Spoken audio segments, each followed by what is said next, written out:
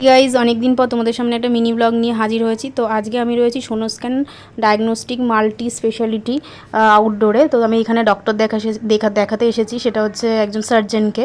তো এই দেখো এখানে আমার ডক্টর দেখাতে বেরিয়ে এসে তারপরে এখানে আমাকে এতগুলো টেস্ট উনি লিখে দিয়েছে, কারণ আমার একটা অপারেশন হবে। তো কী অপারেশন হবে সেটা আমি এখন এই মুহূর্তে বলছি না। তো এখানে আমি বাড়িতে 1:30টার সময় এসে ভাত করলাম, ডিমের অমলেট ঝাল করলাম, আর একটা কুমড়ো ভাতে দিয়েছি।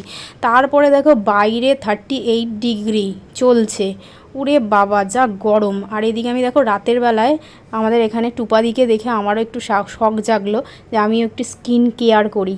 তো যাই হোক, যেই অমনি দেখা আর অমনি করা, সেই দই কফি তারপরে মুসুরির ডালের গুঁড়ো আরও সব কিছু মিশিয়ে মুখে মেখে নিলাম। মেখে তারপরে এখন আমি ভয়েসটা দিতে বসেছি।